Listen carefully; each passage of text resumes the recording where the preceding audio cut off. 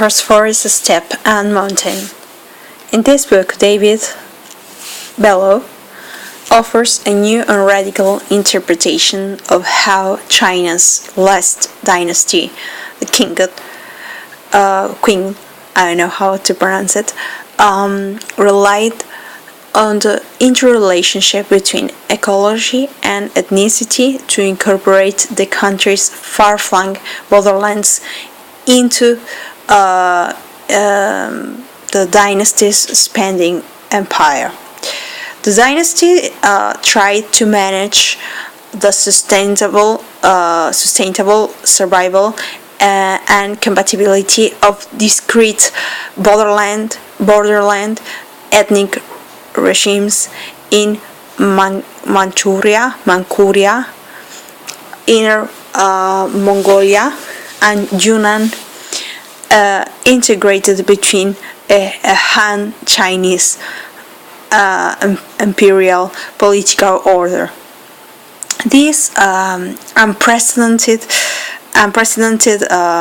imperial unification resulted in the great human and ecological diversity that exists today. Using natural science, literature,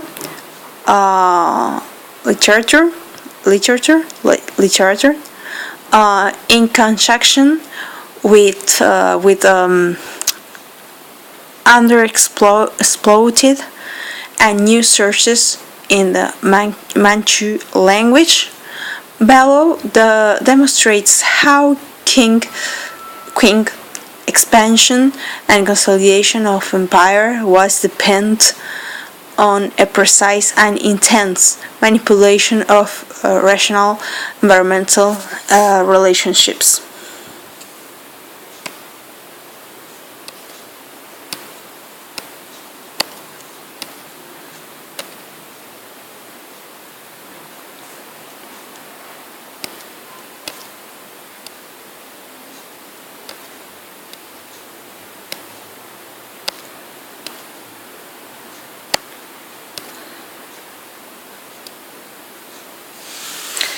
Just as it is certain that one leaf is never totally the same as another, so it is that the concept leaf is formed by arbitrarily discarding these individual differences and by forgetting the distinguished aspects.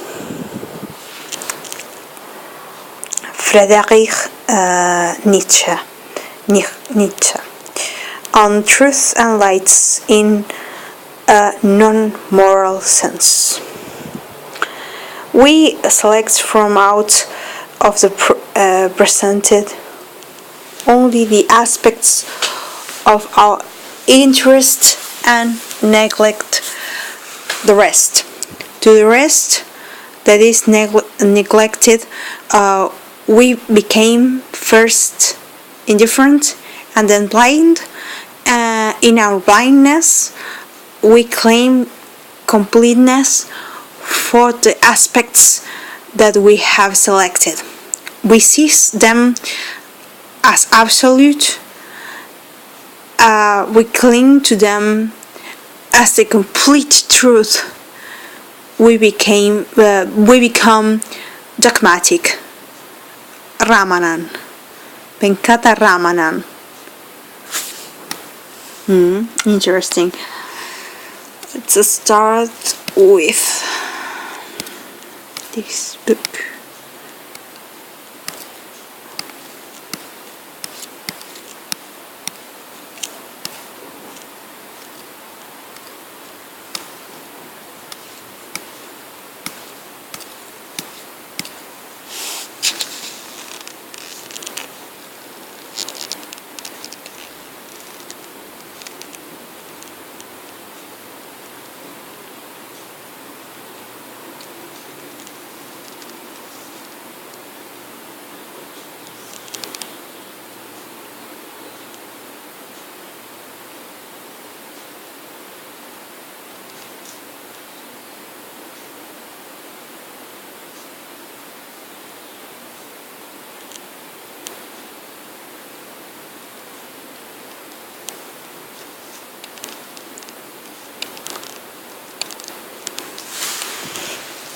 The introduction never ends, it seems.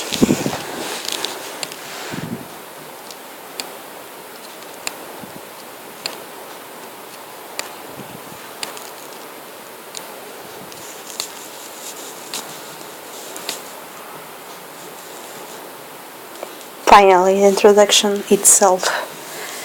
I think back afar to Han and Tang, Song and Ming, guarding the Great Wall being their sole scheme for tranquility.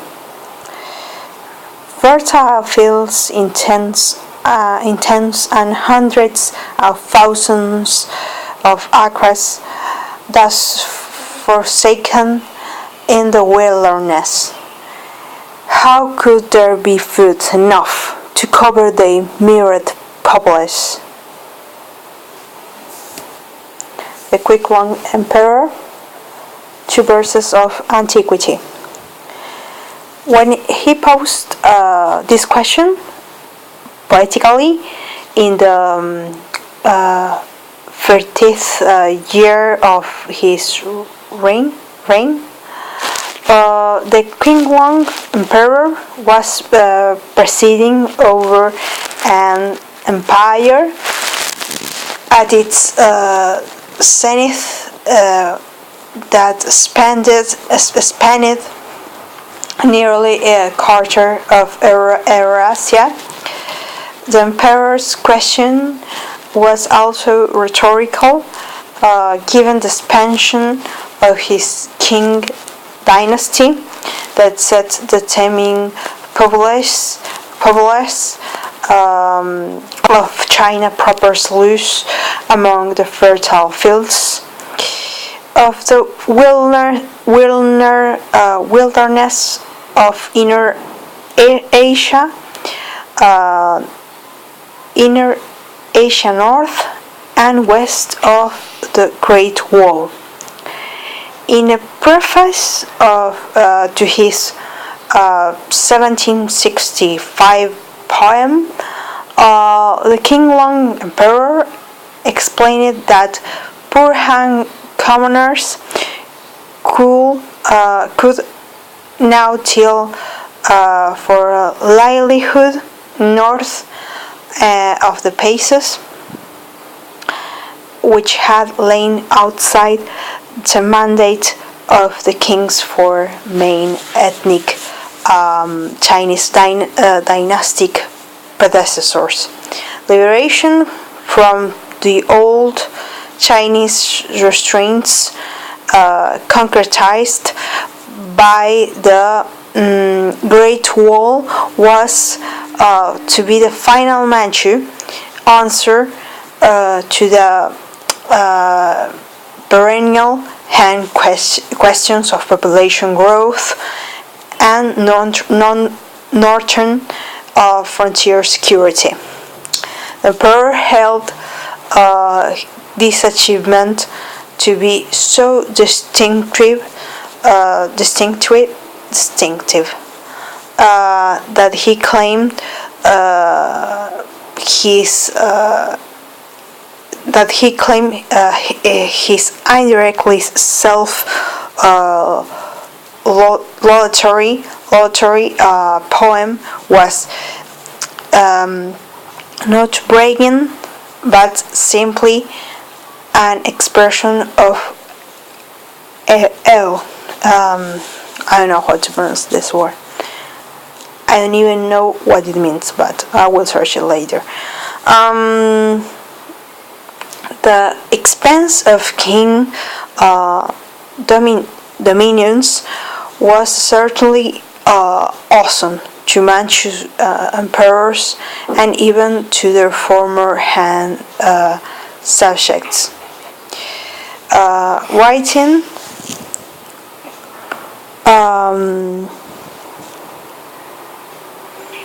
162 years later, in 1927, in the wake of ethnic Chinese nationalism that had helped topple the dynasty, the compilers of the draft history of Qing,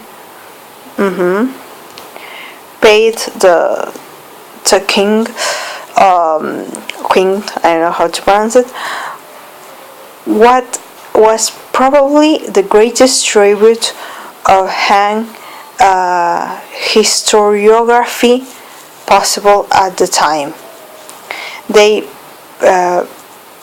pressed the geographical manifestation of the dynasty's imperial radiance, which united Sakhalin Island to the Pamirs and the greater Ninggang Mountains to Hainan Island as unprecedented